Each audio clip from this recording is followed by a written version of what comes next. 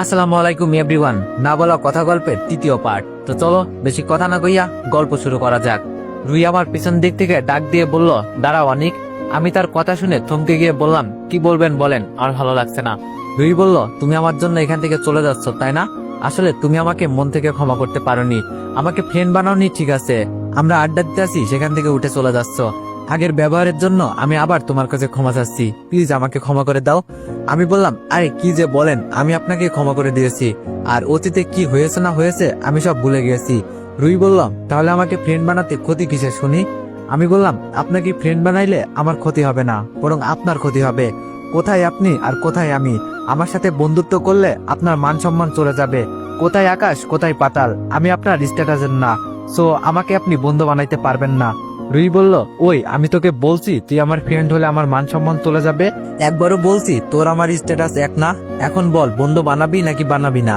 আমি না বলে সেখানে আর এক মুহূর্ত দাঁড়িয়ে না থেকে ক্লাসে এসে একটা পিছনের বেঞ্চে বসে পড়লাম, আর মনে মনে বলতে লাগলাম, আমার কোনো মেয়ে ফ্রেন্ড লাগবে না, তাই না আর কারোর জন্য কষ্ট পেতে, তাই না আর কারোর জন্য ওই জ্যোৎস্না রাতের অন্ধকারে একা রুমে বসে কান্না করতে। এই মেয়ে নামক ব্যক্তিগুলো আমার জীবনের কষ্টের অন্যতম কারণ।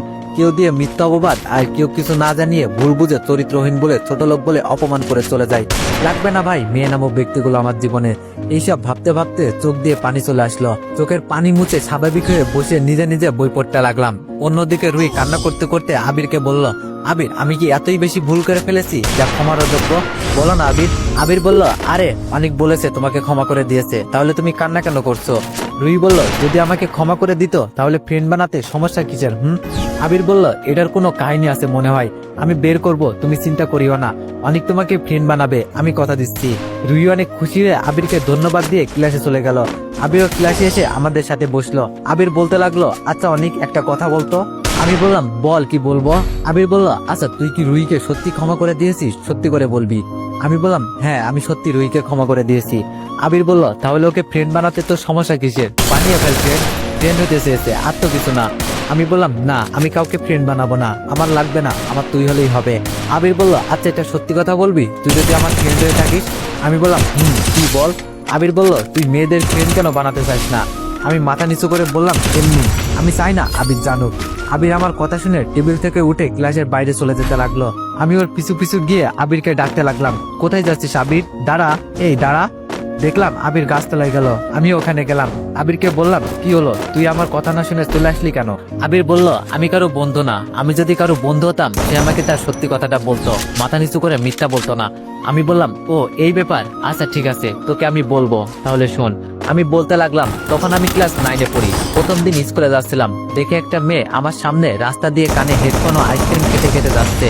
তার কোনো খেয়ালই নেই সে যে রাস্তার অতি ধারে চলে এসেছে। হঠাৎ পিছনে দেখি একটা ট্রাক তার দিকে বরাবর যাচ্ছে। ট্রাকওয়ালা অনেক জোরে হর্ন দিচ্ছে, তার কোনো খেয়ালই নেই। তাই আমি তাকে তাড়াতাড়ি করে গিয়ে ধাক্কা দিয়ে রাস্তা থেকে অনেক দূরে আনলাম। আরেকটুর জন্য বেঁচে গেছে মেয়েটি।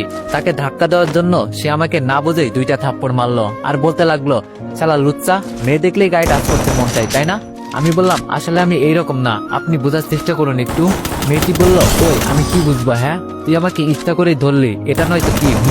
আমি আসলে বলতে যাব, তখন একটা লোক এসে মেয়েটিকে বলতে লাগলো, এই আপনার সমস্যা কি? এই ছেলেটা আপনার জীবন বাঁচিয়েছে, আর আপনি তাকে মেরে আবার অপমান করছেন।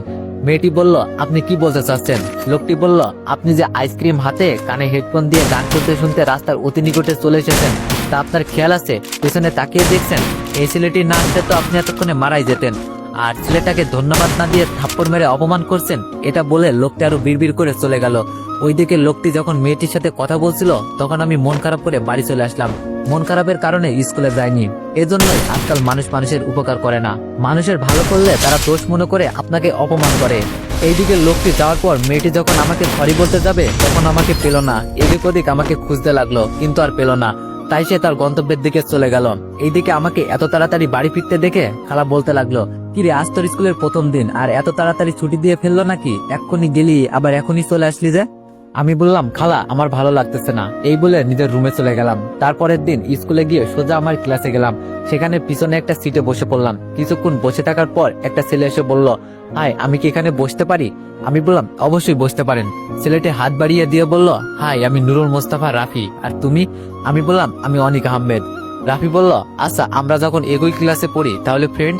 আমি বললাম, ফ্রেন্ড। আচ্ছা তোমাকে কি নামে ডাকবো, রাফি না মুস্তাফা? রাফি বলল, ওই আমরা এখন ফ্রেন্ড না? ফ্রেন্ডের মাঝে নো আপনি নো তুমি, অনলি তুই।